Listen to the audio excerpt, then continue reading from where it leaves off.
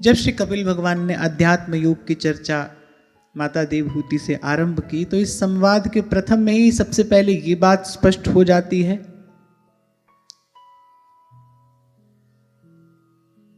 कि कोई गृहस्थ हो विरक्त हो पर कल्याण का मार्ग श्री हरि की भक्ति ही है।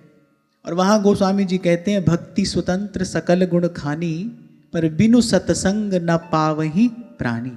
कल्याण का मार्ग भक्ति है और वो भक्ति सत्संग द्वारा ही प्राप्त की जा सकती है। तत्पश्चात भगवान कह रहे हैं कि सबसे पहले तो संतों गुरुजनों का संग किस प्रकार करना चाहिए और कैसे संत का, कैसे महापुरुष का संग करने से हृदय में भक्ति का प्रादुर्भाव होता है, भक्ति भावना पुष्ट होती है और इस संसार के मध्य में रहते हुए कोई असंगता का लाभ करता है। वो महात्मा कैसा होना चाहिए, वो संत कैसा होना चाहिए। तितिक्षवः कारुणिकः सुहृदः सर्वदेहिनां अजातशत्रवः शान्ताः साधवः साधुभूषणाः। तो सबसे पहले तो तितिक्षु हो, सहनशील हो। कल भी थोड़ी चर्चा हमने इस बात पर की। एक महापुरुष अपने जीवन का ही अनुभव देता है और महापुरुष भी जो वस्तुतः महापुरुष ही है। मैं बात कर रहा हूं परम श्रद्धेय स्वामी श्री रामसुखदास जी महाराज की। किसी ने पूछा अपने जीवन का अनुभव बताइए, केवल इतनी बात कही कि मैंने भी कष्ट सहा है, आप भी सही है। अब जू अंबुज के पात में पात, पात में पात, त्यू संतन की बात में बात, बात में बात। इतनी सी बात कहकर उन्होंने बहुत कुछ कह दिया। सबसे पहले तो भाई यहां दुख है, यहां सुख की आशा न करना और जो दुख आए उसको सह लेना। कुछ समय पूर्व भी एक चर्चा में मैंने आपको कहा था कि आपको हमको और क्या तप करना है, हमको और किसी प्रकार का तप तो करना नहीं है। जो दुख प्रारब्ध से आ जाए उसको सह लेना है। वो तन का दुख हो, वो मन का दुख हो, वो साधन में कोई होने वाला अभाव हो, कुछ भी हो, दुख आए उसको सह लीजिए। तरुसम सहनशीलता हुए। आप देखो वृक्ष क्या कुछ सहता है, इसीलिए सेवक जी महाराज उपमा देते हैं किसकी, कह रहे तरु सम सहनशीलता होए, वृक्ष के जैसी सहनशीलता। कितनी धूप, कितनी ठंडी, वर्षा, आंधी, तूफान सब थपेड़े सहता है। कह रहे ऐसे ही जीवन है भाई, ये तो युद्ध क्षेत्र है। श्री प्रबोधानंद सरस्वती पाद कहते हैं अंतिम समय तक, अंतिम श्वास तक साधक को लड़ना पड़ता है। तभी महापुरुष कह रहे हैं भजन के मार्ग पर चलने वाले, भजन मार्ग का अनुभव है जिनको, वो कह रहे हैं खरोई कठिन है भजन ढिंग ढरिबो। भक्ति करे कोई सूरमा जाति बरन कुल खोई। इसलिए कल आपको कह रहा था कि बहुत सरल भी नहीं है पर यह असंभव भी नहीं है। खरोई कठिन है भजन ढिंग ढरिबो। और एक और बात मैं आपको यहां निवेदन करूं, ये सहनशीलता धीरे धीरे बढ़ेगी। आप सत्संग करोगे, आप सत्पुरुषों का सेवन करोगे, आपके जीवन में थोड़ा नाम जप होगा, थोड़ा स्वाध्याय होगा, तो ऐसे धीरे धीरे जैसे जैसे सद्विचार के श्रवण और चिंतन की मात्रा बढ़ेगी आपके जीवन में, ऐसे ऐसे ये सब सद्गुण वृद्धि को प्राप्त होते हैं। तो बहुत अधिक त्वरा की भी इसमें कोई आवश्यकता नहीं है। आप ये ना सोचना भाई एक ही दिन में हम सहनशील हो जाएं, ना, इसका भी धीरे धीरे अभ्यास करना, धीरे धीरे सहनशीलता बढ़ेगी। पर हमारा लक्ष्य होना चाहिए ये। और फिर यहां तो भगवान उस साधु के लक्षण बता रहे हैं जिस साधु का संग करने से कल्याण होता है, जैसे साधु का संग करने से कल्याण होता है। अच्छा, थोड़ा इसका भी विचार करना आवश्यक है। तभी शायद संतों महापुरुषों ने सब संतों के चरणों में प्रणाम करते कहीं कहीं कह ही दिया भाई हम इसको संत कह रहे हैं। वहां भगवत रसिक देव जी ने कहा ना, इतने गुण जामे सो संत, ऐसा हो तो संत है। और ऐसे संत का संग करने से, ऐसे साधु का संग करने से फिर कल्याण होता है। तो सबसे पहला गुण बताया तितिक्षा, और फिर कहा कारुणिका, दयालु हो, जीव मात्र के प्रति दया हो। और कलयुग का तो धर्म ही दया है। दाया राख धर्म को पाले, और घर में रहे उदासी, अपना सा जी सबको जाने, सहज मिले अविनाशी। कारुणिका, सुहृद, सुहृद अर्थात सुहृदा सर्वदेहिना। कुछ लोगों के सुहृद तो हम भी हैं, लेकिन साधु कैसा है? वो सबका सुहृद है। इसीलिए ये वो पवित्र भूमि है, यहां ऋषि मुनियों का ये स्वर सुनाई पड़ता है, वसुधैव कुटुंबकम। बोलिए ये पूरी वसुधा ही हमारा परिवार है। लोकः समस्तः सुखिनो भवन्तु, सर्वे भवन्तु सुखिनः, सर्वे भवन्तु सुखिनः। अगर सुख की कामना कर रहे हैं फिर दो चार की नहीं कर रहे, क्योंकि साधु के लिए तो कोई अपना पराया है नहीं। वो तो कहता है नानक नाम चढ़दी कला, तेरे पाणे सर्वत्र दा भला। ऐसे सुहृद सर्वदेही नाम। और फिर कहा अजात शत्रवः शांताः, कह रहे अजात शत्रु हो। अब मेरे प्रति कोई बैर का भाव रखे तो रखे, मुझे नहीं रखना है, मुझे नहीं रखना है। मैं कई बार आपको कहता हूं, एक बात समझ में आ जाए, जीवन से कितने अनर्थ दूर हो जाते हैं, कितने अनर्थ दूर हो जाएंगे। को न काहू सुख दुख कर दाता, निज कृत कर्म भोग सब भ्रात। जीवन में जो भी वस्तु आई है, व्यक्ति आया है, जो भी स्थिति परिस्थिति आई है हमारे जीवन में, भाई वो हमारा कर्म ही तो वो आकार लेकर आया है, और कोई नहीं है, और कोई नहीं है। को न काऊ सुख दुख कर दाता। एक इस बात का बोध हो जाए, गुरु की कृपा से इसका अनुभव हो जाए, आप देखो मन कितना शांत हो जाए। तभी अजात शत्रु कहने के बाद कहते हैं शांत, क्योंकि जब तक अजात शत्रु नहीं है तब तक शांत नहीं हो सकता। जब तक किसी के प्रति भी राग द्वेष ये द्वंद्व से संबंधित कोई भी भाव मन में है, फिर तब तक शांत कैसे होगा? जब तक इस अंतर सिंधु में जब तक कोई लहर उठ रही है तब तक शांति कैसी?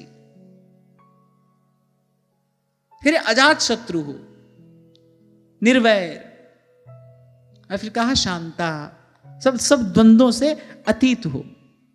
अभी 2 दिन पहले हमने इसी भाव पर चर्चा की। निर्मल मन अर्थात जो द्वंद्व से मुक्त है वही मन निर्मल है, जो सुख पाकर फूलता नहीं, दुख पाकर घबराता नहीं, शुभ की ओर जिसका आकर्षण नहीं है, और अशुभ में उसकी कोई है बुद्धि नहीं है, जो इन दोनों द्वंद्वों से मुक्त हो गया है। हाँ, ये तो कहना पड़ेगा, एक है दो ही पाइये, खोजत सब संसार। इसकी चर्चा करने वाले तो आपको बहुत मिल सकते हैं, लेकिन कोई महापुरुष जो वस्तुतः इस स्थिति को प्राप्त हो गया हो, स महात्मा सुदुर्लभा। भगवान कह रहे वासुदेव सर्वमिति स महात्मा सुदुर्लभा। ऐसे महापुरुष का मिलना दुर्लभ है। और मुझे तो लगता है भाई, इस सारे अस्तित्व में 3 लोक 14 भुवन में अगर कुछ दुर्लभ है तो संत ही तो दुर्लभ है। ठाकुर स्यो मेरो रंग लावे, ठाकुर स्यो मेरो रंग लावे। संत का ही मिलना दुर्लभ है। ध्रुवदास जी कहते हैं नेही दुर्लभ पावनो और सुलभ सब, बाकी सब सुलभ है, नेही दुर्लभ पावनो। व्यक्ति शांति पाने के क्या क्या प्रयास करता है, एक स्थान छोड़कर दूसरे स्थान में जाता है, कभी देश बदल लेता है, कभी भेष बदल लेता है। किस लिए भाई? मन को शांति चाहिए। और मैं आपको एक बात बताऊं, अपने अनुभव से कह रहा हूं, किसी शांत महापुरुष के सानिध्य में ही शांति का लाभ होता है। कोई निर्भय निर्वैर महापुरुष है, आप उसके पास जाकर बैठोगे, आप देखोगे मन धीरे धीरे द्वंद्वों से मुक्त होने लगा। कैसा जीवन रहा होगा नरवाहन जी का महाप्रभु के दर्शन से पहले। जैसे ही श्री महाप्रभु जी के निकट आए, जैसे ही महाप्रभु जी के शब्द कान में पड़े, जैसे ही मदन टेर पर महाप्रभु जी के आभा मंडल में उन्होंने प्रवेश किया, आप देखो वो जो भीतर जितने दुर्गुण थे सब छोड़ छोड़ कर जाने लगे। उनको लगा कि जैसे जन्म जन्मांतर की मोह निद्रा से मैं जाग रहा हूं, मन शांत होने लगा। सच्चे संत की शरण में बैठ मिले विश्राम। अच्छा, एक बात का मैं विचार करता हूं, जब संत कह दिया तो फिर सच्चा कहने की क्या आवश्यकता थी? यानी सच्चे संत की शरण में बैठ मिले विश्राम। वहां श्री गुरु बाणी में जो गुरु कह दिया, फिर बार बार पूरा गुरु कहने की क्या आवश्यकता थी? वहां गोस्वामी जी कह रहे, संत विशुद्ध मिलहि परितेहि, चितवहि राम कृपा करि जेहि। जब संत ही कह दिया, फिर सच्चा विशुद्ध पूरा ये सब कहने की क्या आवश्यकता है? जो ये सब हो वही तो संत होता है। आवश्यकता ये है कि महापुरुष आज के समय का, आज की स्थिति का विचार करके ये सब बात कह रहे हैं। भाई ऐसा समय आएगा, जब ऐसा समय आएगा, इस प्रकार का वेश धारण करके और भोले भाले जन को भ्रम में डालने वाले लोग बहुत होंगे।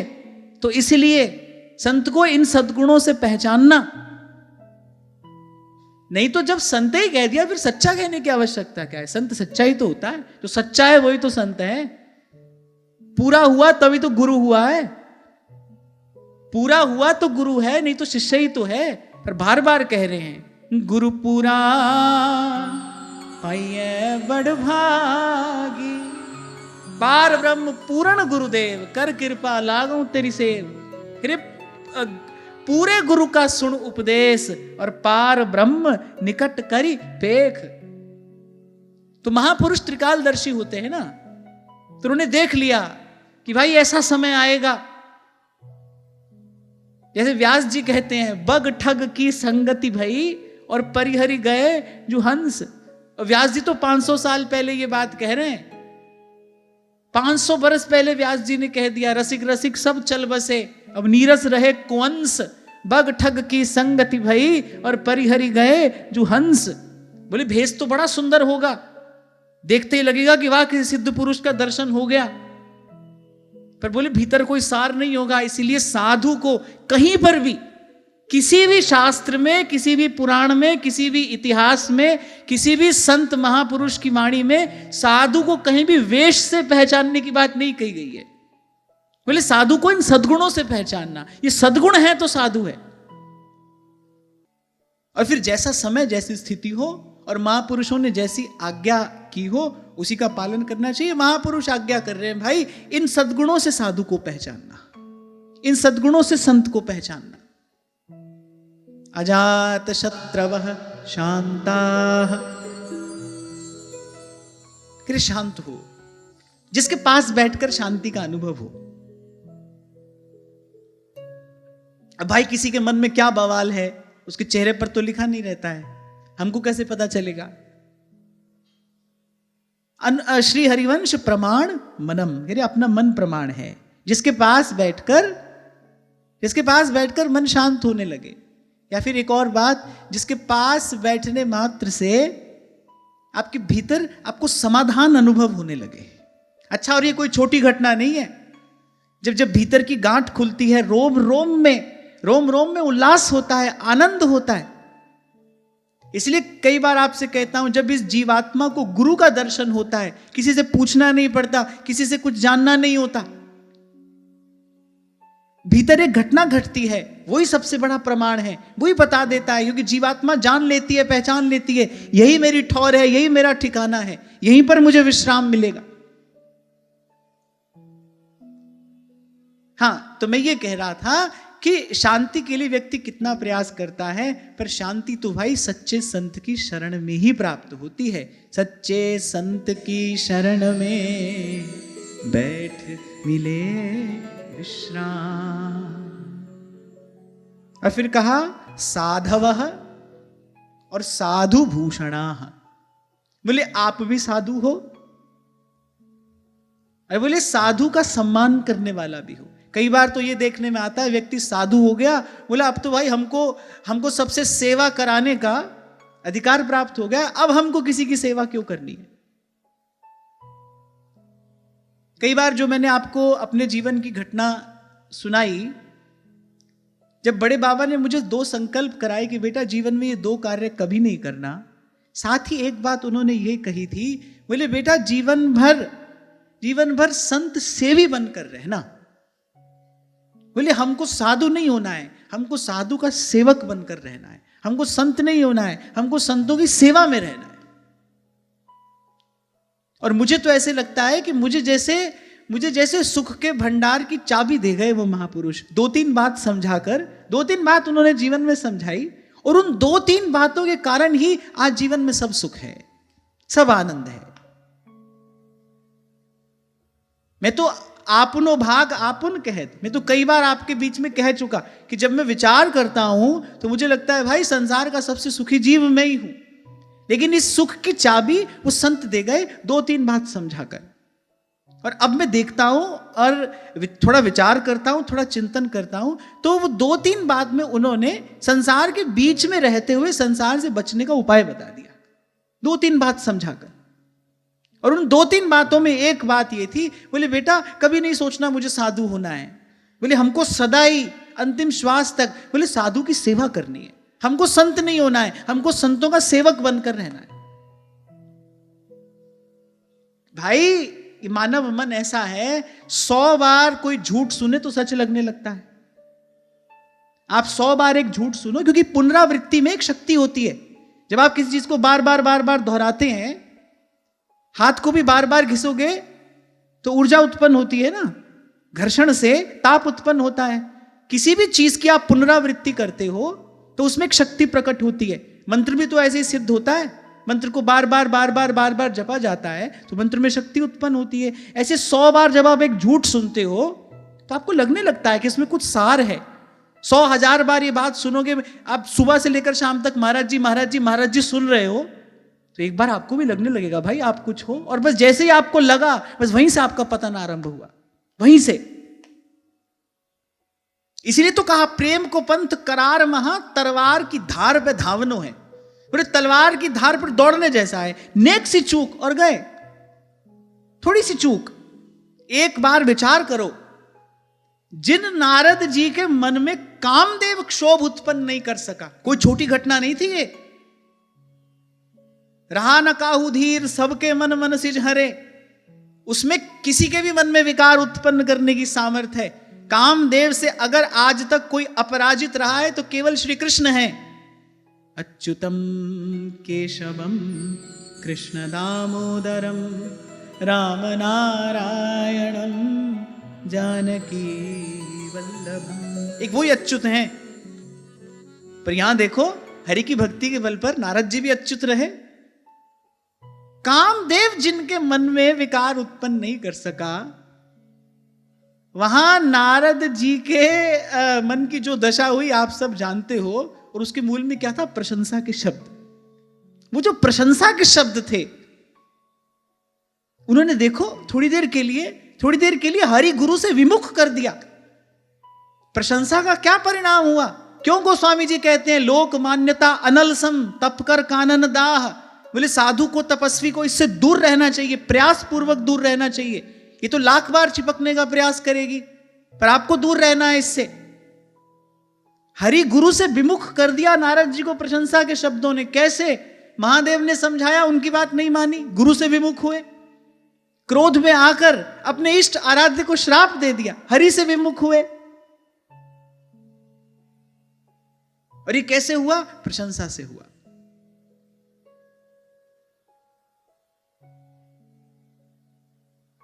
तभी तो आपको कहता हूं भाई, संत एक युक्ति देता है और युक्ति से मुक्ति हो जाती है। इस वातावरण से, विशेष रूप से मेरे जैसा व्यक्ति जो इस स्थान पर बैठा है, तो भाई यहां तो मुझे 2 घंटे के लिए आना है। आप लोगों के बीच में सेवा करने के लिए मुझे 2 घंटा के लिए आना है। उसके अतिरिक्त तो मेरा साधक जीवन है ना। यहां की कोई बात अगर मेरे माथे पर सवार हो गई तो मेरे साधन में बड़ा भारी विक्षेप उत्पन्न हो जाएगा।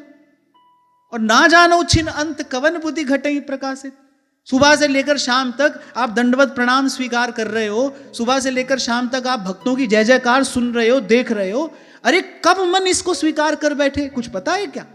अरे महाप्रभु कह रहे हैं भाई इस मन का भरोसा नहीं करना, ना जानो छिन अंत कवन बुद्धि घटई प्रकाशित। इसलिए तो कह रहा हूं साधक को अंत समय तक जूझना पड़ता है, लड़ना पड़ता है इससे। इसलिए कबीर कहते कोई शूरवीर भजन करता है, दुर्बल व्यक्ति का काम नहीं है।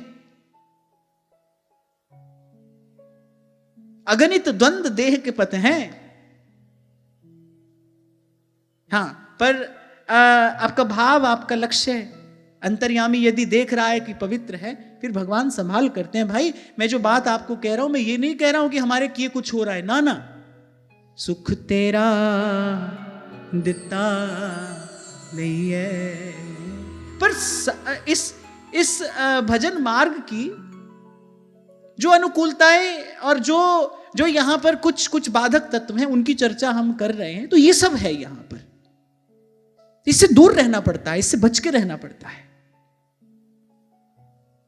तो कहा साधु हो और साधु का सम्मान करने वाला हो। और मुझे लगता है कि साधु की सेवा करने वाला ही साधु होता है, साधु का सम्मान करने वाला ही साधु है, साधु को पहचानने वाला ही साधु है। और यहां साधु का एक अर्थ सरल भी है। साधु की एक परिभाषा यह भी है ना, मनस्य एकम वचस्य एकम कर्मण्य एकम स साधु। जो मन वचन कर्म से एक हो वो साधु है। तभी कल आपको कह रहा था भाई बहुत व्यवहार में रहोगे तो मन मैला हुए बिना नहीं रहेगा, क्योंकि व्यवहार में तो लाग लपेट करनी पड़ती है, झूठ सच कहना पड़ता है, ये करना ही पड़ता है आपको। आप हमारी पीठ खुजाओ, हम आपकी खुजाते हैं। आप हमारी प्रशंसा करो, हम आपकी करते। चारों तरफ आज देखो, देखने में यही नहीं आ रहा है।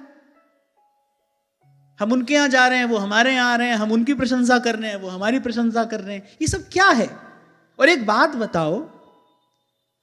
बताओ, साधु का इस सब से लेना देना क्या है? इसके लिए साधु हुए? कल यही तो मैं आपको कह रहा था भाई, सड़क पे डुगडुगी बजा के बंदर को नचा के भी कोई भीड़ जमा कर लेता है, कोई इसके लिए साधु हुआ जाता है? और ये क्या संतत्व की कसौटी हो सकता है? अरे मैंने आपको शायद सुनाई थी एक घटना, स्वामी श्री अखंडानंद जी महाराज सुनाया करते थे। 4-5 महात्मा बैठे थे, उसमें 2-4 नई अवस्था के महात्मा थे, एक वृद्ध महात्मा थे। सब लोग बात कह रहे थे, अपनी अपना अनुभव सुना रहे थे, भाई इस कारण साधु हुए, उस कारण साधु हुए। एक नई अवस्था के महात्मा थे, उन्होंने कहा भाई हम तो इसलिए हुए हैं, संसार को आज हमारी बड़ी आवश्यकता है, कितनी विकृतियां समाज में आ गई हैं, ये करना है वो करना है। अब जो वृद्ध महात्मा बैठे थे वो तो बड़े क्षुभित हो गए, आंख लाल हो गई उनकी। अरे बोले ये सब करना था तो नेता बनते ना, जाकर समाज सेवा करते, इसके लिए साधु हुआ जाता है। और मैं तो बरसों से ये बात कह रहा हूं, जो काम किसी सेठ साहूकार के धन से हो जाता है, हो सकता है, उसके लिए साधु को अपनी साधुता नहीं छोड़नी चाहिए। अरे तभी तो व्यास जी ने कहा अब हम हूं से भक्त कहावें। व्यास जी तभी कह गए ये बात, बोले एक समय आएगा, बोले अब हम हूं से भक्त कहावत, माला तिलक स्वांग धर। बोले स्वांग तो धरा है हमने किसका? बोले माला तिलक स्वांग धर और हरि को नाम बेच धन लावत। श्री गुरु को उपदेश लेस नहीं औरन मंत्र सुनावत। अब हम हूं से भक्त कहावत। आगे भगवत रसिक देव ऐसी बात कहते हैं, अरे नाचे गावे चित्र बनावे और करे काव्य चटकीली, सांच बिना हरि हाथ न आवे, रहनी सब है ढीली। वेशधारी हरि के उर साले, भगवत रसिक देव जी तो कहते हैं, बोले ऐसे वेशधारी जो हैं, बोले वो भगवान के हृदय में कांटे की तरह चुभते हैं। भेषधारी हरि के उर साले। और आपको एक गुप्त बात और बता देता हूं, आपको याद है कि नहीं, जब हम उत्तरकांड की चर्चा कर रहे थे तो श्री गोस्वामी जी कहते हैं कलयुग में जो जितना पाखंड करेगा उसकी उतनी अधिक पूजा होगी। वहां गोस्वामी जी मानस में बात लिख कर गए हैं, बोले जितना प्रचुर पाखंड होगा उतनी अधिक पूजा होगी। ये तो भाई भजन एकांत जिन मन समानी। तो बार बार भाई इन संतों के ही चरणों की बलिहारी है। हरि सो धन हृदय दियो, छुड़ा दियो संसार, बड़े हरि के जना, बड़े हरि के जना। अभी कुछ दिन पहले शंभू जी को कोई कह रहा था, बोले ऐसा क्या हो गया, साधु संतों से भी नहीं मिलते। मैंने कहा अरे साधु संत तो हमारे प्राण हैं, उनसे क्यों नहीं मिलेंगे? सुबह से शाम तक साधु संतों से ही तो मिलते हैं। कभी मीरा जी से मिलते हैं, कभी सूरदास जी से मिलते हैं, कभी कबीरदास जी से मिलते हैं। मेरे सुबह से शाम तक साधु संतों से ही तो मिलते हैं, ये तो हमारे प्राण हैं।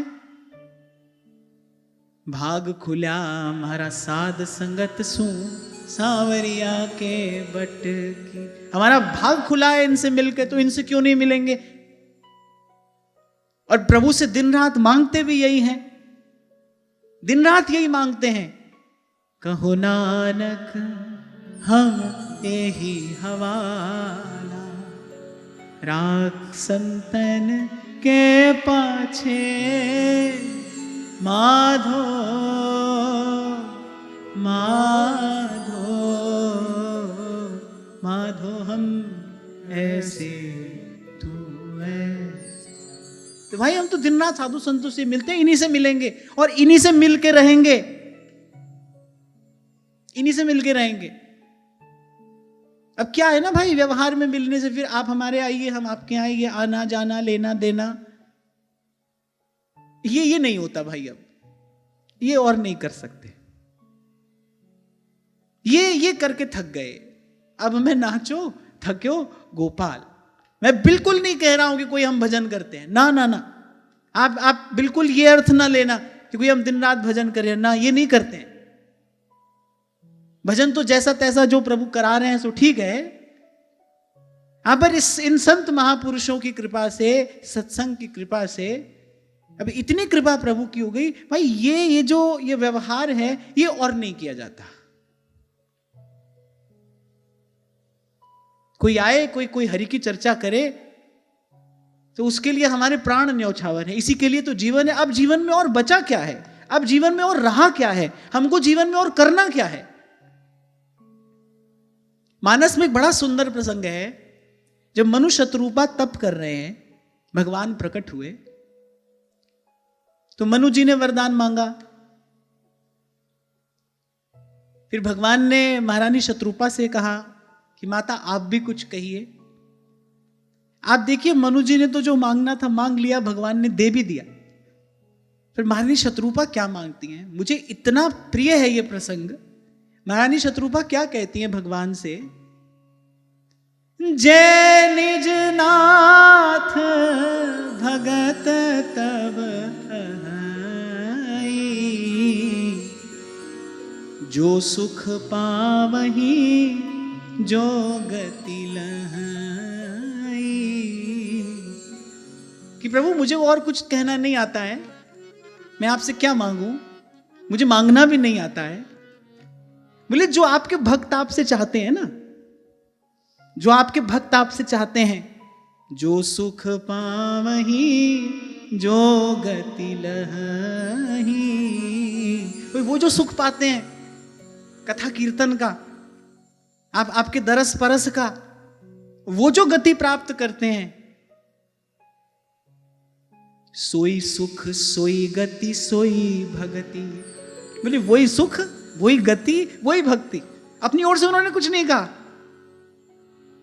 मैं जितनी बार इस प्रसंग का चिंतन करता हूं मेरा रोम रोम पुलकित हो जाता है। अभी भी मुझे ऐसा ही आनंद हो रहा है। सोई सुख सोई गति सोई भगति, सोई निज चरण स्नेह, सोई विवेक सोई प्रभु। हाँ, सोई विवेक सोई रहनी प्रभु, सोई विवेक सोई रहनी प्रभु। हम ही कृपा करी देहु, हम ही कृपा करी देहु। कह रहे भगवान इतने प्रसन्न हो गए। भगवान ने कहा माता तेरा विवेक अलौकिक है, मैं तेरी बात सुनकर प्रसन्न हो गया। महाराज मनु ने जो मांगा भगवान ने वो भी दिया। फिर महारानी शत्रुपा क्या मांगती है? जय निज नाथ भगत तब आही, जो सुख पावही जो गति लहाई। सोई सुख सोई गति सोई भगति, सोई निज चरण स्नेह। याद कर लेने के शब्द हैं ये, प्रभु से कहने की बात है। सोई सुख सोई गति सोई भगति, सोई निज चरण सनेह, सोई विवेक सोई रहनी प्रभु, हम ही कृपा कर दे। जय जय राम राजा राम, जय जय राम सीता राम, जय जय राम राजा राम, जय जय राम सीता राम। ये 2 दिन पहले मैं ऐसे भावावेश में आपसे कह तो गया कि मेरी इच्छा है कि मैं कभी मानस की चर्चा आपके साथ करूं, पर अगर मैं भाव की दृष्टि से देखूं तो मानस की चर्चा कर पाना मेरे लिए संभव नहीं है। मैं तो आज भी जब भी कभी खोलकर भी पढ़ूं, चलो प्रभु ने कहाया है, जैसी प्रभु की इच्छा होगी। तो यहां भगवान कह रहे हैं, अजात शत्रवः शांताः साधवः साधु भूषणाः। बोले सरल हृदय हो और साधु भूषणाः, तो बोले संत ही जिसका आभूषण हो, संत ही जिसका श्रृंगार हो, जिसके जीवन में प्रसन्नता उल्लास उत्साह बस संतों के ही कारण हो, जो संतों को ही अपना सर्वस्व जानता हो मानता हो। बोले ऐसे महापुरुष का संग करने से हृदय में हरि की भक्ति उद्भूत होती है। आगे कहा, मयि अनन्येन भावेन भक्तिं कुर्वन्ति ये दृढ़ाम्, मत्कृते त्यक्त कर्माणस्त्यक्त स्वजन बांधवाः। और बोले मुझ में अनन्य भाव से दृढ़ प्रेम हो। मुझ में अनन्य भाव से दृढ़ प्रेम अर्थात मनसा वाचा कर्मणा, जो मुझे ही सब कुछ जानता हो मानता हो। प्रभु को ही सब कुछ जानने और मानने वाला प्रभु को पहचानता है, और जो प्रभु को पहचानता है फिर वो प्रभु को ही सब कुछ जानता है और मानता है। एक बड़ी अच्छी पंक्ति मैंने कहीं पर पढ़ी थी, बोले जो उनको जान लेते हैं, कभी कभी कोई बड़े सरल शब्दों में बड़ी गहरी बात बोल देता है, तो कहा कि जो उनको जान लेते हैं वो उन पर जान देते हैं। जो उनको जान लेते हैं वो उन पर जान देते हैं। उमा राम सुभाव जिन जाना, ताहि भजन तज भाव आना। का मयि अनन्येन भावेन, जहां लगी जगत स्नेह सगाई, प्रीति प्रतीति निगम निज गाय, मोरे सबहि एक तुम स्वामी, दीन बंधु उर अंतरयामी। और इससे सुंदर उदाहरण अनन्यता का कहां मिलेगा। रहो को काहू मन ही दिए, मेरे प्राणनाथ श्री श्यामा, शपथ करूं तृण छिए।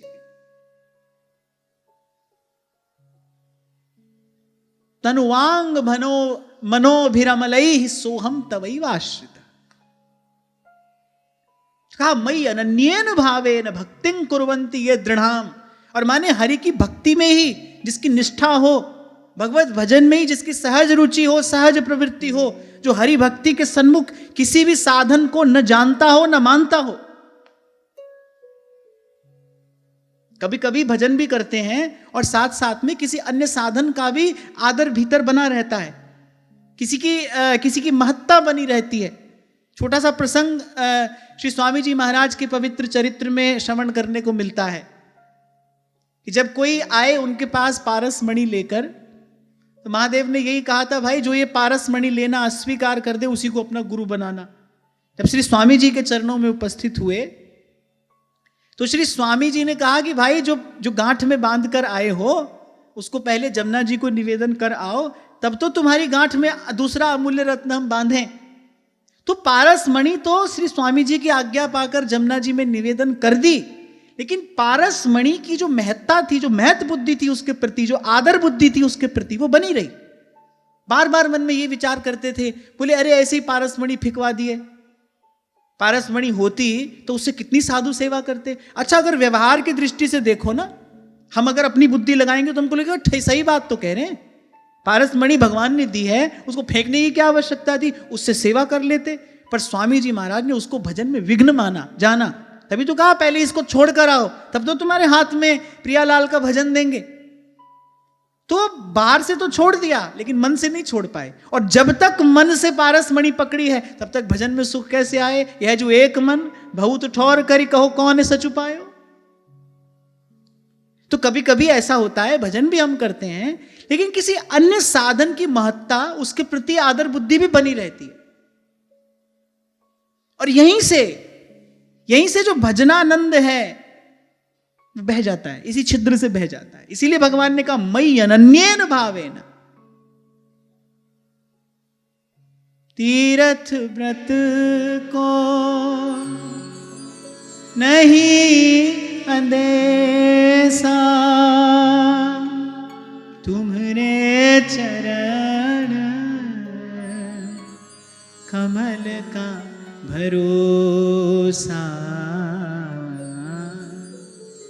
मैं जहां जहां जाऊं तुम्हारी सेवा, तुम सा ठाकुर और न देवा। जो तुम तो पिया मैं ना तोरू, तुम संग तोर कवर संग जो।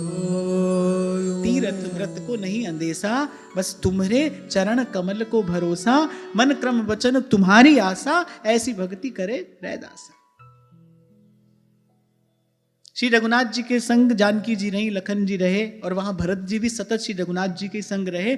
आप देखो, जो जो प्रभु के सतत संग रहे, उन्होंने धर्म कर्म योग यज्ञ जितनी सब बात थी सब छोड़कर हित हमार सियपति सेवकाई, भरत जी कहते हैं। वहां लखन जी कह रहे मोरे सबहि एक तुम स्वामी, और वहां जानकी जी नाथ सकल सुख साथ तुम्हारे,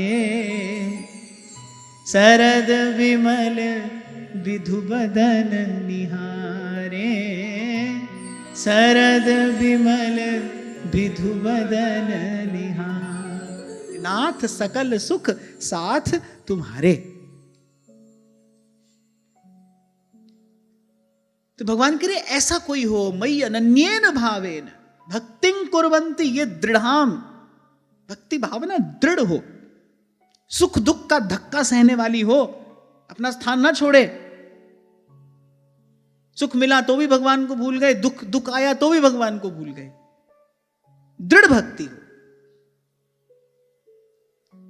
इन दोनों से, इस द्वंद से सदा अप्रभावित, निश्चल,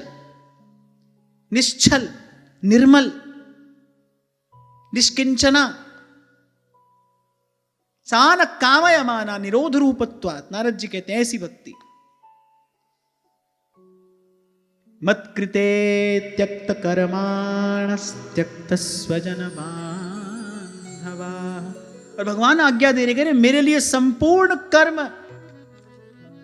और कह रहे अपने संसार के समस्त बंधनों का, समस्त लौकिक पारलौकिक सुखों का जो मेरे लिए त्याग कर देते हैं, मेरे लिए। अच्छा, जो भगवान के लिए अपना सब कुछ छोड़ेगा, वहां भगवान का प्रण है, ये यथा माम प्रपद्यन्ते तांस तथैव भजाम्य हम। भगवान कह रहे भाई जो मेरे लिए अपना सब कुछ छोड़ेगा, मैं भी उसके लिए अपना सब कुछ छोड़ दूंगा। तभी तो भक्त के यहां भगवान जो लीला करते हैं, बड़े बड़े ज्ञानियों को बड़ा आश्चर्य हो जाता है, ये कैसे हो गया, ये घटना कैसे घट गई। नामदेव जी की झोपड़ी की छान द्वारिकाधीश स्वयं छान रहे हैं। देवताओं को बड़ा आश्चर्य होता है। पर भाई तो प्रभु का स्वभाव है, वो कहते हैं भाई यदि हमारे लिए कोई अपना सब कुछ छोड़ देगा, हम भी उसके लिए अपना सब कुछ छोड़ देंगे। पर आप देखो, जीव के लिए जीव के लिए तो ये बड़ा फायदे का सौदा है, क्योंकि जीव के पास छोड़ने के लिए कुछ है ही नहीं। उसके पास अपने दुर्गुणों के अतिरिक्त, अपने मिथ्या अभिमान के अतिरिक्त छोड़ने के लिए और है क्या? भगवान तो वस्तुतः अपनी भगवत्ता छोड़ते हैं, जीव के पास तो छोड़ने के लिए भी कुछ नहीं है। पर प्रभु का स्वभाव है, बोले हमारे लिए तुम अपना सब कुछ छोड़ो, हम तुम्हारे लिए अपना सब कुछ छोड़ देंगे। और भाई मैं बड़ी विनम्रता पूर्वक गुरु की कृपा से आपको ये बात कह रहा हूं, प्रभु ने अपनी कृपा से मैं तो, मेरे पास तो स्वयं के लिए कोई संबोधन नहीं है, ना मैं भक्त हूं, न साधु हूं, न सेवक हूं, क्योंकि इन सब की कैटेगरी में तो अभी हम आ नहीं सकते। तो मेरे पास तो स्वयं को कहने के लिए कुछ भी नहीं है, पर जैसा हूं तैसा प्रभु का हूं। प्रभु ने अपनी कृपा से अनुभव कराया है कि किस प्रकार भगवान संतों पर अपना सर्वस्व न्यौछावर करते हैं, छोड़ देते हैं भगवान अपनी भगवत्ता संतों के लिए, उठ जाते हैं अपने सिंहासन से यदि संत आ जाए तो। साधु की साधुता पर षडैश्वर्य पूर्ण भगवान अपनी भगवत्ता न्यौछावर करते हैं। ऐसा तो प्रभु ने दिखाया है, अनुभव कराया है। इसीलिए तुलसी बाबा कहते हैं कि एते भय तो कहा तुलसी, जो पे जान की जीवन राम न जाने। तुलसी कहूं न राम से, साहिब सील निधान, साहेब सील निधान, साहेब सील निधान। और फिर एक बार छोड़कर तो देखो, पर प्रभु के लिए अर्थात प्रभु के लिए, प्रभु के सुख के लिए, आनुकूल्येन कृष्णानुशीलनम, प्रभु के लिए। और कोई हमारा छिपा हुआ, दुरा हुआ, कपटपूर्ण लक्ष्य ना हो, केवल प्रभु के लिए, प्रभु के सुख के लिए। जैसे हमारे लाल जी श्री प्रिया जी को एक स्थान पर कहते हैं, अब मोकू कछु और न चाहिए, बस नैनन में अंजन है रहिए। शरद विमल विधु बदन निहार, आपको हंसता मुस्कुराता देखते रहे, राजी रहो, हंसो ही मुख छवि, नहीं तुमसो कछु चाहिए। ये बड़ा दाग लगता है भजन करने वाले की भजन भावना पर, जब वो कुछ चाह बैठता है, प्रभु से अतिरिक्त प्रभु से कुछ चाह बैठता है, तो ये निर्मल विमल उज्जवल भजन भावना पर बड़ा दाग लगता है। इसीलिए प्रहलाद जी का मुख म्लान हो गया। श्री नृसिंह भगवान ने कहा, बोले बेटा कुछ मांग, मैंने आने में बड़ा विलंब कर दिया।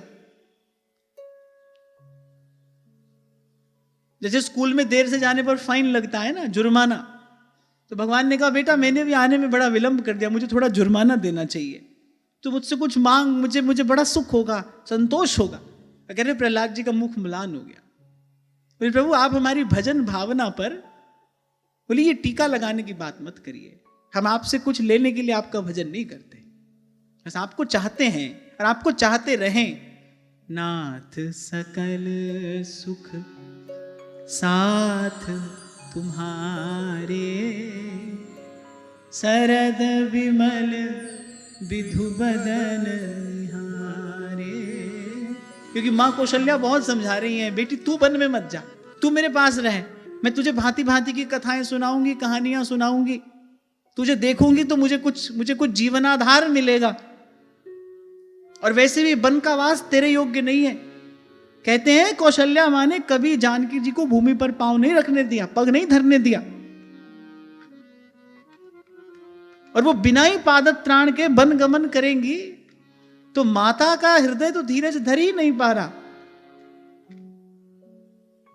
और श्री गोस्वामी जी वर्णन करते हैं, श्री जानकी जी भूमि को कुरेद रही हैं अपने पांव के नखों से, क्योंकि माता पिता गुरुजनों के सन्मुख बढ़ चढ़ कर नहीं बोलना चाहिए, ये शील नहीं है।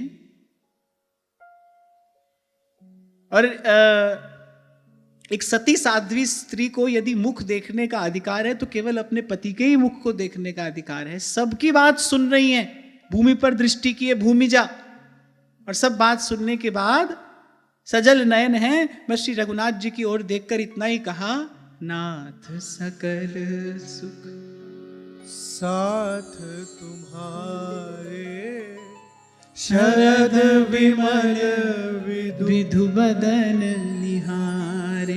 प्रभु मेरा तो जीवन आपका दर्शन है, मैं आपको हंसता मुस्कुराता देखो, मेरे लिए यही सब सुख है, इसके अतिरिक्त सुख कहां।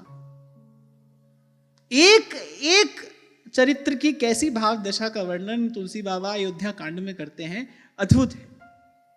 वो देखकर, वो पढ़कर, उसका चिंतन करके तब लगता है भाई हम कौन सी गिनती में आए, न तो साधु है, न संत है, न सेवक है, न भक्त है, इनके जैसा तो कोई गुण हमारे जीवन में नहीं है, फिर भी प्रभु स्वीकार किए हैं। तो ऐसो को उदार जग माही, बिन सेवा जो द्रवै दीन वह, राम सरिस को नाही, को नाही। मयि अनन्येन भावेन भक्तिं कुर्वन्ति ये दृढ़ा, मत्कृते त्यक्त कर्माणस् त्यक्त स्वजन बांधवा। मेरे लिए समस्त कर्म, लोक परलोक की सब आसक्तियों का जो त्याग कर दे, ऐसा कोई महापुरुष हो। फिर आगे कहते हैं, मदाश्रयाः कथामृष्टाः शृण्वन्ति कथयन्ति च। अच्छा बोलिए, ये सब झंझट छोड़ के करे क्या? क्योंकि कर्म प्रधान विश्व करी राखा, ये सब छोड़कर करेगा क्या? तो भगवान ये भी बता रहे हैं, साधु के जीवन में आद्योपांत होना क्या चाहिए। मदाश्रयाः कथामृष्टाः शृण्वन्ति कथयन्ति च। बोले मेरे परायण रहकर, मेरे आश्रित रहकर, बोले मेरी पवित्र कथाओं का श्रवण कीर्तन जो सतत निरंतर करता हो और मुझ में ही किसी ना किसी प्रकार अपने चित्त को रमाए रहता हो, लगाए रहता हो। एक तो भगवान ने कहा, बोले ऐसा कोई भक्त हो तो ऐसी भक्ति का प्रसाद क्या है? बोले ये संसार है त्रिताप से पूर्ण, लेकिन मेरे भक्त को कोई ताप नहीं छूता, मेरे भक्त को कोई ताप नहीं छूता। यदि वस्तुतः भगवान की भक्ति है तो यहां एक बात और समझना, भगवान ये नहीं कह रहे हैं कि ताप होता नहीं, वो कह रहे हैं उसको छूता नहीं। दुख होते हुए भी भगवान का भक्त दुखी नहीं होता। अनेक अनेक प्रकार के सुख साधन संपत्ति होते हुए भी वो मदांध नहीं होता। सुख उन्मत्त कर देता है, दुख निराश कर देता है, अवसादग्रस्त कर देता है। बोले भगवान के भक्त के जीवन में सुख संपत्ति हो तो वो उन्मत्त नहीं होता, और दुख आ जाए बोले वो निराश नहीं होता। यहां कहने का तात्पर्य ये है, भगवान कह रहे मेरे भक्त को संसार का कोई ताप नहीं तपाता, मेरे भक्त की रक्षा करने वाला मैं स्वयं हूं। प्रारब्ध से उसके जीवन में सुख दुख आते भी हों, कोई बड़ी बात नहीं है। सुख दुख बिच बिच देह के है आवत अनियास, गुरुदास जी कहते हैं, कह रहे अनायास बिना बुलाए बिना कारण सुख दुख उपस्थित हो जाते हैं आकर, क्योंकि भोगवान जाएगा कहां? जो प्रारब्ध है वो जाएगा कहां? उसको तो भोग कर ही समाप्त किया जा सकता है। संपत्ति भी ऐसे ही आ जाती है, विपत्ति भी ऐसे ही आ जाती है, क्योंकि जीवन मुक्त महापुरुषों के जीवन में भी ऐसा देखा जाता है। जीवन मुक्त हो गए लेकिन प्रारब्ध कर्म अभी शेष है, तो उस प्रारब्ध कर्म को भोगने के लिए उनको उतने काल तक इस देह को धारण करना पड़ता है, और वो काल का विधाता का आदर करते हुए उस बंधन को स्वीकार करते हैं। रावण के पुत्र अक्षय कुमार का भगवान श्री हनुमान जी ने वध कर दिया। इंद्रजीत को भी धूल चटा देते, सबके लिए अकेले हनुमान जी पर्याप्त हैं, वो इंद्रजीत को भी धूल चटा देते। पर जब मेघनाथ ने ब्रह्मास्त्र चलाया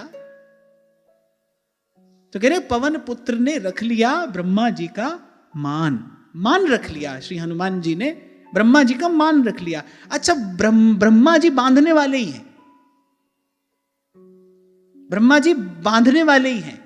पहले संसार बनाया, लियो हम सबको बांध दिया, बांधने वाले ही तो हैं। इसलिए हनुमान जी ने बंधन स्वीकार कर लिया। ब्रह्मास्त्र है भाई, ब्रह्मा जी आ रहे हैं तो हनुमान जी ने कहा ठीक है बांध लो हमको। ब्रह्मा जी तो बांधते ही हैं, उनका काम ही बांधना है, बांध लिया। तो काल का विधाता का आदर सबने किया है। जीवन मुक्त हो जाने पर भी महापुरुष काल का और विधि के विधान का आदर करते हैं, और जब तक शरीर का प्रारब्ध शेष है तब तक शरीर को धारण करते हैं। हाँ, पर एक बात निश्चित है, भगवान की भक्ति के प्रभाव प्रताप से, हरि भजन के प्रसाद से भक्त को ना सुख सुखी करता है और ना दुख दुखी करता है। सब संतन मिल ज्ञान बताया, सब संतन मिल ज्ञान बताया, हो गई मुनिया न्यारी, मुनिया पिंजरे वाली ना, ओ मुनिया पिंजरे वाली ना, मुनिया पिंजरे वाली ना, ओ मुनिया पिंजरे वाली ना। तभी तो कह रहे युक्ति से मुक्ति है, साधु से जाके युक्ति सीख लो, सारा झंझट समाप्त हो जाएगा। क्योंकि हरि का भक्त ऐसा है, ना सुख सुखी ना दुख दुखी, सुख में सुखी नहीं है, दुख में दुखी नहीं। क्यों? क्योंकि चेतना कहीं और पहुंच गई। एक द्वंद्वातीत देश है, जहां चांद सूरज और पौन ना पानी, जहां कोई जाए न आवे। भक्ति के प्रभाव से, भक्ति की कृपा से जब ये चेतना उस देश में पहुंच जाती है, और कह रहे हैं भाई वहां जाकर कोई नहीं आता, फिर भले शरीर रहता है प्रारब्ध के कारण, लेकिन फिर ना सुख है और ना दुख है, फिर तो मौज है, आनंद है। सुनता है गुरु ज्ञानी, सुनता है गुरु ज्ञानी, सुनता है गुरु ज्ञानी, गगन में आवाज हो रही झीली झीली।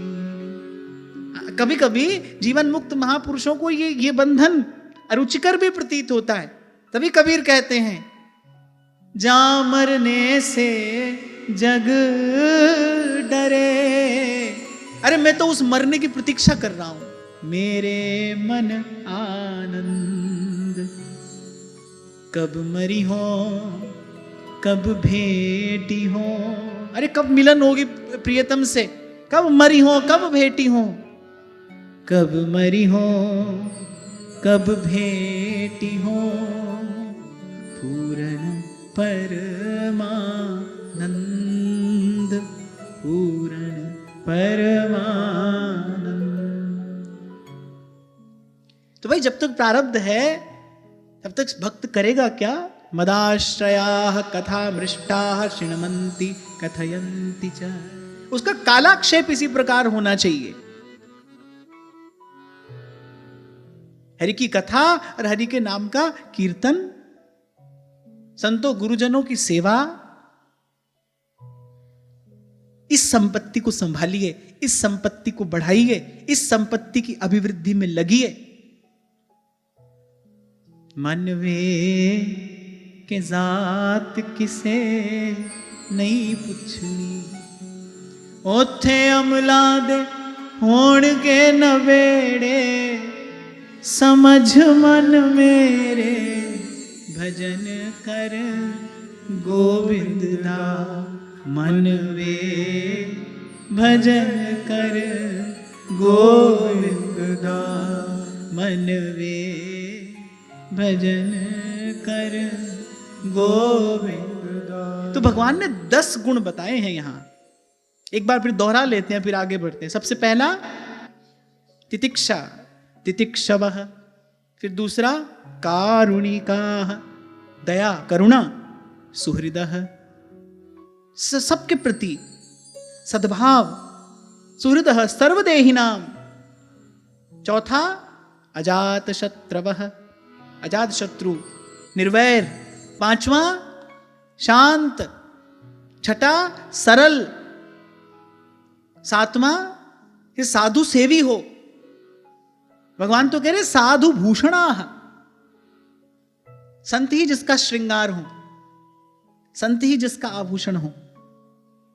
बार बार दिव्य वस्त्र आभूषण दिए जाते थे श्री मीराबाई साहू, और वह सब उतार कर वही कसूंभी साड़ी पहन लेती थी।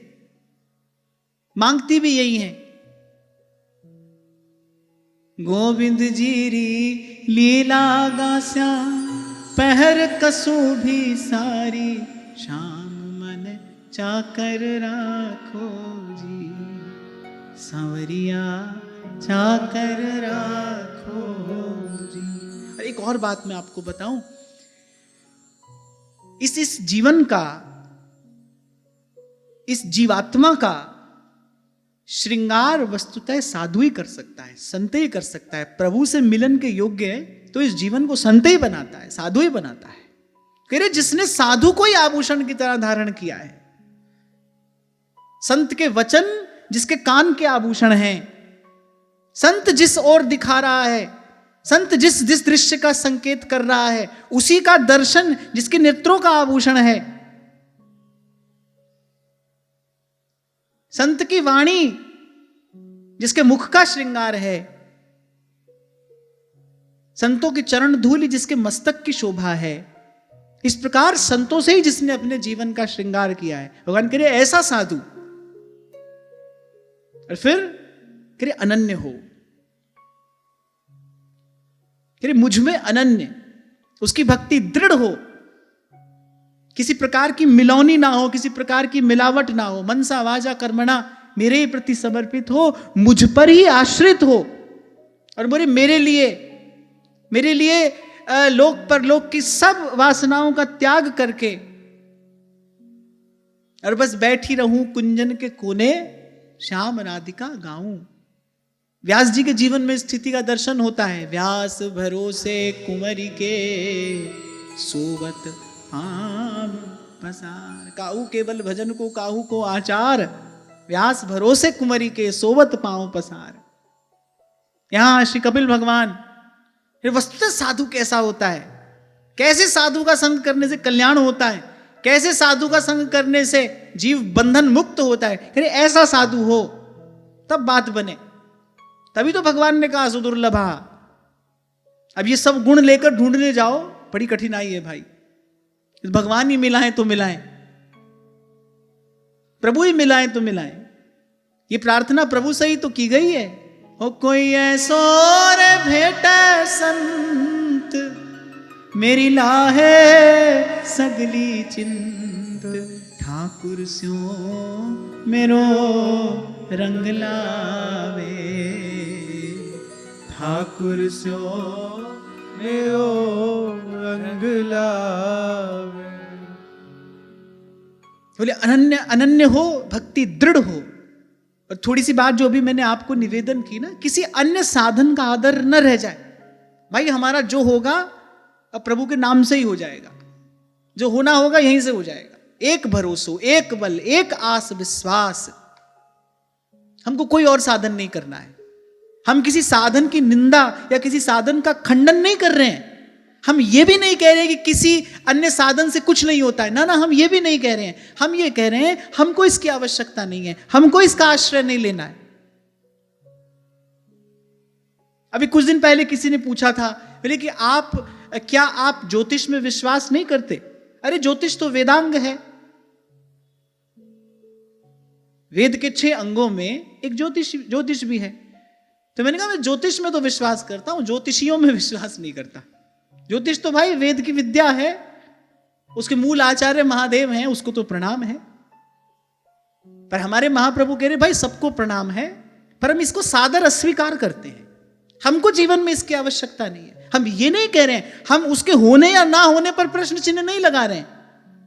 हम उसकी अवहेलना, उसका खंडन, उसकी निंदा भी नहीं कर रहे हैं। हम कह रहे हैं भाई वो तो वेद की विद्या है ही, उसको प्रणाम है, पर हम सादर अस्वीकार करते हैं। हम कुछ कहेंगे तो इन्हीं से कहेंगे। हमारा सुख दुख भाई इन्हीं के हाथ में है। ये जहां रखेंगे वहीं रहेंगे, जैसे रखेंगे वैसे रहेंगे। हमको किसी अन्य ओर देखना नहीं है, किसी दूसरी ओर हमको नहीं देखना है। यहां कहने का तात्पर्य ये है। ऐसे किसी और के लिए, किसी अन्य साधन विधि के लिए उल्टा सीधा बकने की भी कोई आवश्यकता नहीं है। बड़ा सुंदर शब्द हरिलाल व्यास जी श्री सुधानिधि जी की टीका में कहते महाप्रभु सादर अस्वीकार करते हैं। पहले आदर देते हैं, फिर अस्वीकार करते हैं, प्रणाम करते हुए अस्वीकार करते हैं। महाराज जी कल बड़ी एक अच्छी बात मुझे किसी ने बताई। 2 दिन पहले ऐसे गृहस्थ आश्रम, विरक्त आश्रम पर कुछ चर्चा हो रही थी। तो मैं ये कह रहा था भाई भगवान ने ऐसा कहा है किसी ना किसी आश्रम की व्यवस्था के अधीन रहना चाहिए, या तो गृहस्थ हो जाओ या फिर विरक्त हो जाओ। तो बाहर दो श्रोता बैठे थे, बात तो मुझ तक पहुंच जाती है। तो सब चर्चा सुनने के बाद उन्होंने कहा, बोले भाई कोई किसी भी आश्रम में रहे, हम तो हिताश्रम में ही रहेंगे। तो मैंने कहा ले हमने इतना परिश्रम किया। बोले महाराज आप कुछ भी कहते रहो, तो सब सुन तो लिया उन्होंने बैठे बैठे। सब सुनने के बाद बोले अरे कोई किसी भी आश्रम में रहो, हम तो हिताश्रम में ही रहेंगे।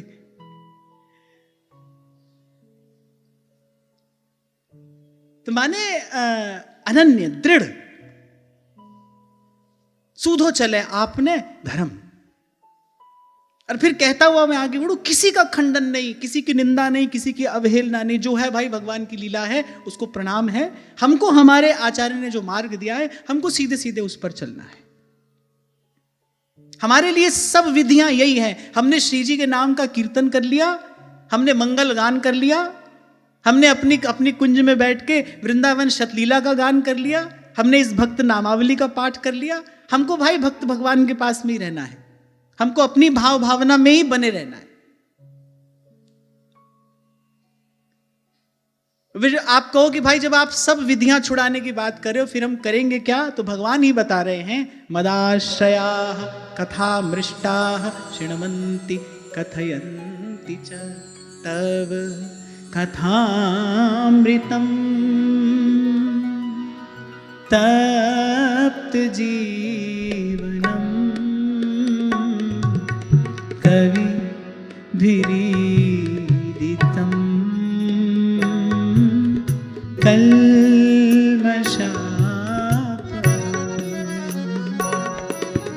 श्रवण मंगलम् श्रीमदाततं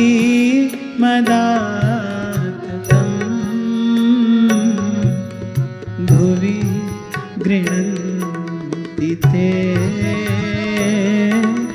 भूरिदा तव कथामृतम् तप्त जीवनम् कवि भिरीडितम् कल्मषापम्।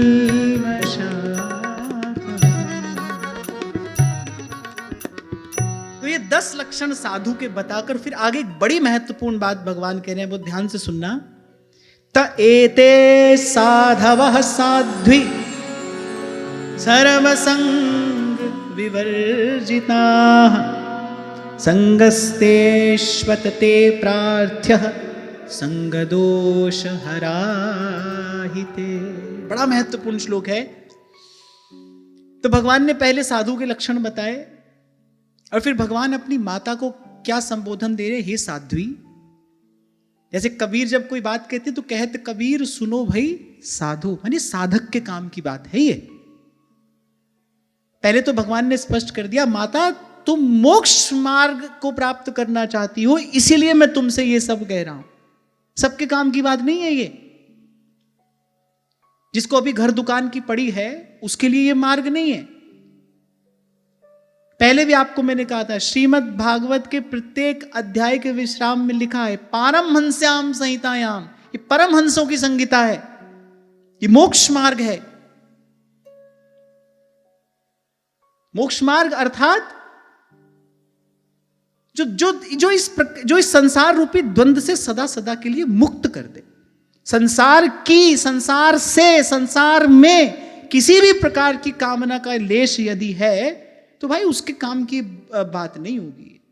जो भीतर से दीर्घ काल से किए हुए सत्संग के प्रभाव से जिसका थोड़ा विवेक जगा है, जो भीतर से संसार की असारता को जान चुका है, समझ गया है, जो थक गया है, जो फिर पुनः जननी के गर्भ में नहीं आना चाहता, जो पुनः संस्कृति में नहीं पढ़ना चाहता, भगवान कह रहे भाई ये मार्ग उसके लिए है। इसलिए अपनी माता को भगवान माता न कहकर साध्वी कहते हैं।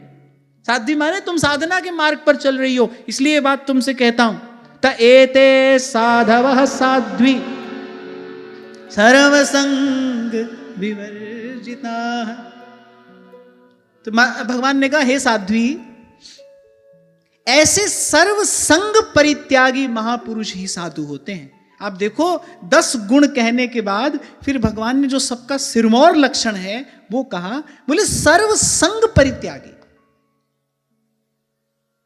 श्री नागरीदास जी अपने अष्टक में कहते हैं कि भाई वही रसिक भजन एकांत जिन मन समानी, सर्व संग परित्यागी। अच्छा, नारद जी भी अपने भक्ति सूत्र में बात कहते हैं, कह रहे भक्त तो सभी प्रणम में है, भक्त तो सभी प्रणम में है, पर भक्ता एकांतिना मुख्या। जो एकांतिक भक्त हैं, भक्ता एकांतिका मुख्या, बोले वो मुख्य भक्त हैं। ध्रुवदास जी बताते हैं ना भाई, सत्संग क्या होता है, कैसा संग सत्संग समझना चाहिए, जानना चाहिए, मानना चाहिए। संग सोई जाके मिले भूले ग्रह व्यवहार।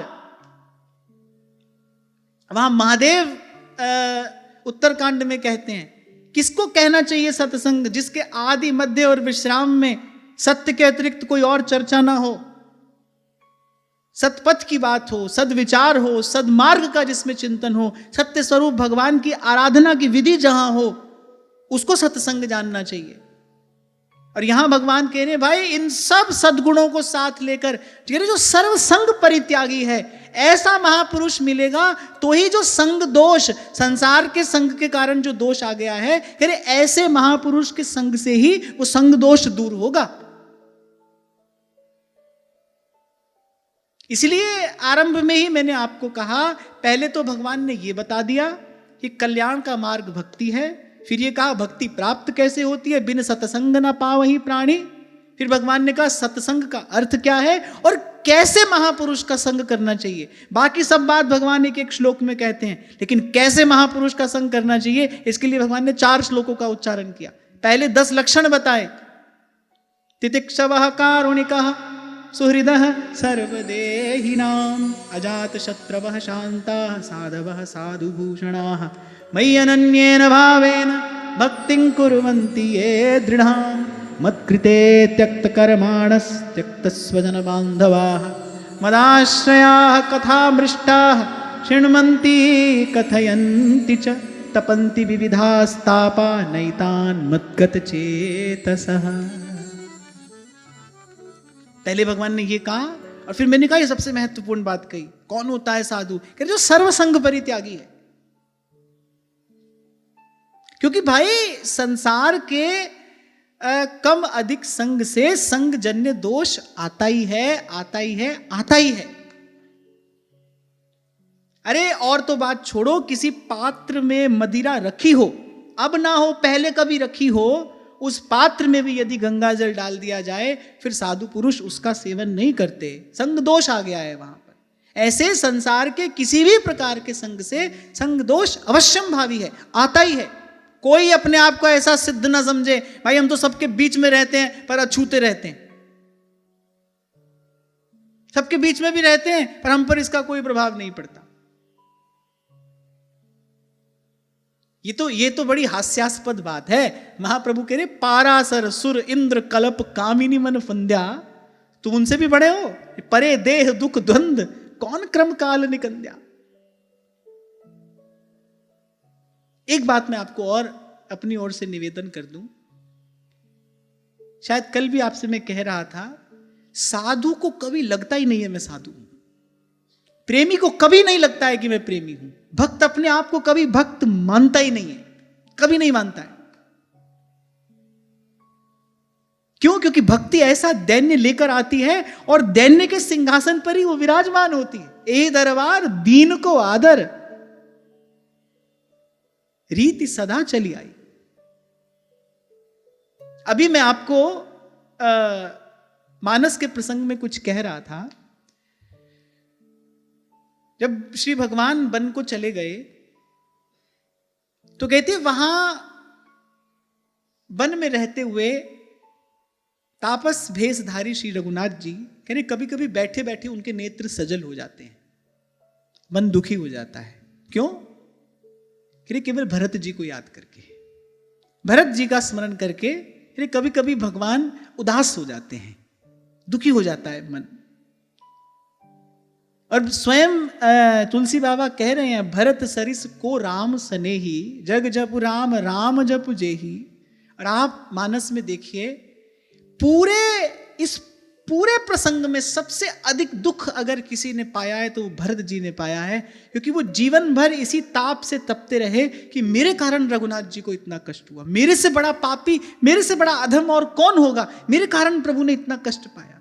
वो जिनका भजन भगवान कर रहे हैं, जिनका नाम लेने से सब जग पुनीत होता है, पवित्र होता है, हृदय में विशुद्ध प्रेम भाव का संचार हो जाता है, ये भरत जी के पावन नाम की महिमा है। वो भरत जी कहते भाई मेरे जैसा पापी और दूसरा कौन होगा। वो दिन रात इसी ताप से तपते हैं, मेरे कारण रघुनाथ जी ने इतना कष्ट पाया, मेरे कारण प्रभु बन बन डोल रहे हैं, मेरे कारण प्रभु भटक रहे हैं। तो साधु को, संत को, भक्त को कभी नहीं लगता है, उसको एक क्षण के लिए भी यह अनुभव होता ही नहीं है कि मेरे पास कुछ है। ये बड़ी विचित्र भगवान की लीला है और भक्ति महारानी का ऐसा ही स्वभाव है। तो कोई इस बात का भ्रम न पाले कि भाई हम तो सबके बीच में रहेंगे और सबसे अछूते रहेंगे, नहीं, ऐसा नहीं होता है। यहां भगवान कह रहे हैं, भगवान की बात पर तो कान ध्यान देना पड़ेगा। साधु के सब लक्षण कहने के बाद क्या उतना पर्याप्त नहीं था? अंत में भगवान कहते हैं त एते साधवः साध्वी सर्वसंग विवर्जिता। बोले जो सर्वसंग परित्यागी है, कहते तुम उन्हीं के संग की इच्छा करना। भगवान कह रहे हैं कि माता, भगवान से उन्हीं का संग मांगना जो सर्वसंग परित्यागी महापुरुष है, क्योंकि उन्हीं का संग जो है वो संसार के संग दोष का हरण करने वाला है। ऐसे महापुरुष के ही संग की बात वहां श्री स्वामी जी महाराज कहते हैं के हित कीजे साधु संगति सो, साधु संगति सो जावे कलमश जी को, कमल नयन सो, कमल नयन सो। हित तो कीजे कमल नयन सो, कमल नयन सो। अब कोई बुद्धिमान व्यक्ति प्रश्न कर सकता है, जब वो सर्वसंग परित्यागी है तो उसका संग होगा कैसे? अब अगर कोई महात्मा सर्वसंग परित्यागी है फिर उसका संग किया कैसे जाएगा?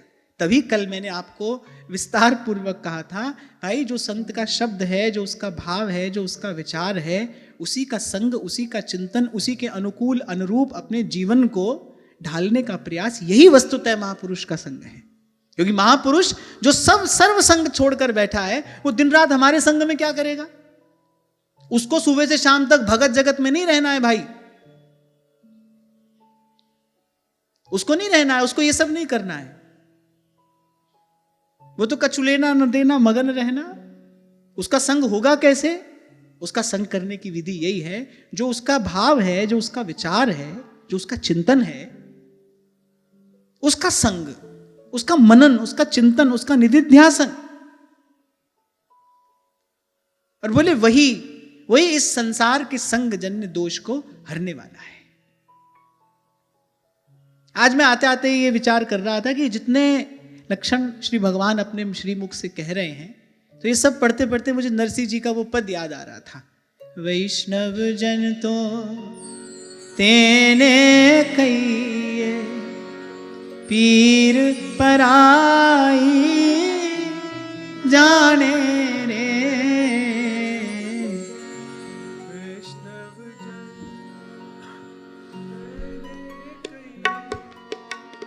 पीर पराई जाने रे,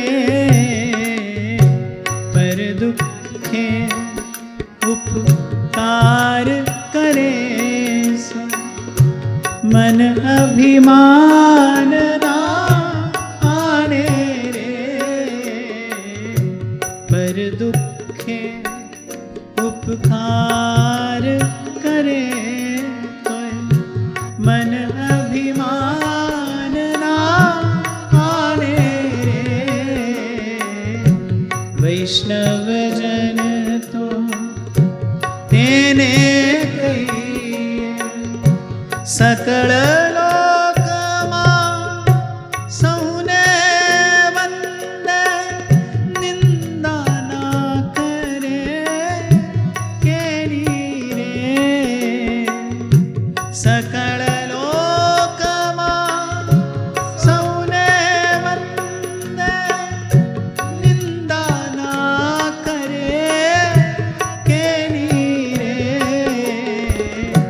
વાચ કાચ મન નિશ્ચળ રાખે, વાચ કાચ મન નિશ્ચળ રાખે. ધન ધન जननी तेरी रे. वैष्णव जन तो पीर पराई जाने रे. पर दुखे उपकार करे तोय मन अभिमान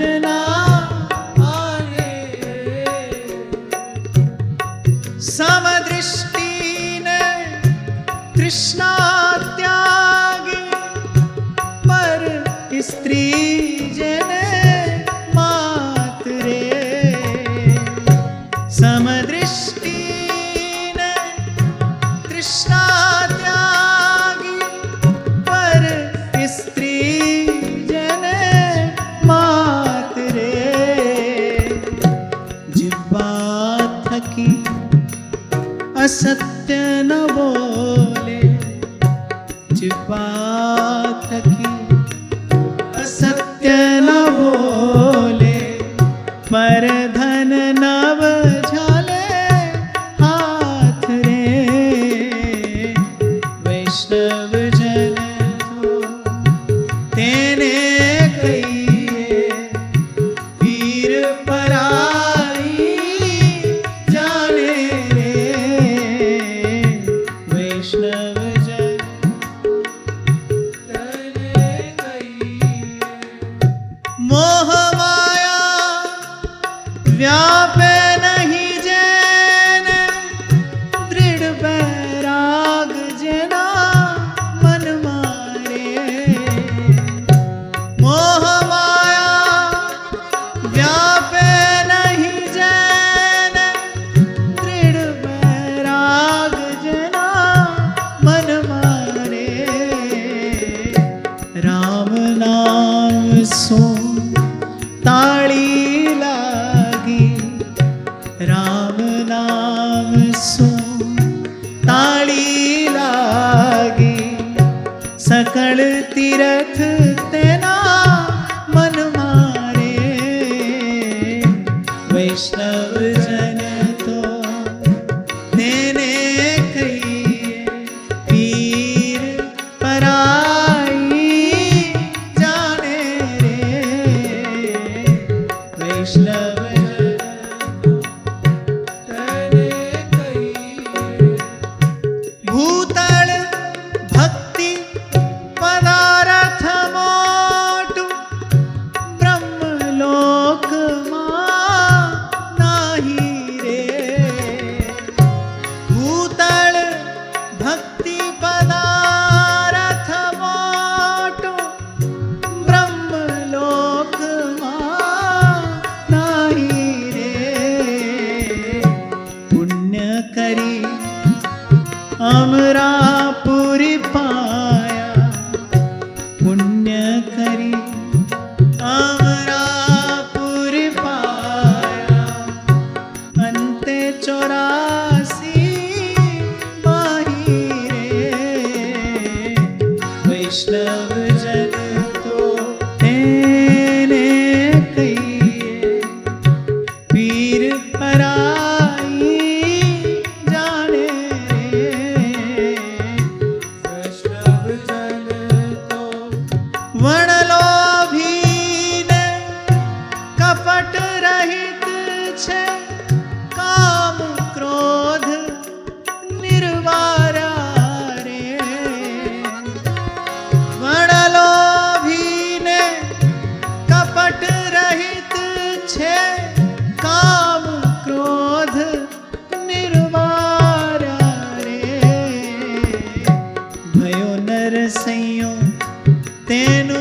दर्शन करता भयो नरसैयो तेनो दर्शन करता कुल एको तेरे तारा रे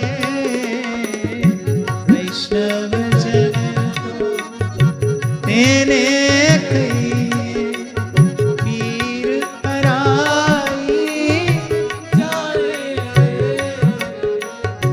वैष्णव जन तो तेने कहिए।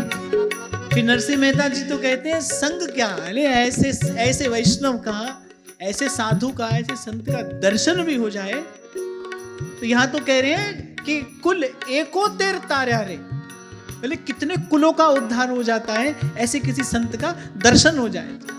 और दो पंक्तियां तो इस पद की मुझे बड़ी प्यारी हैं।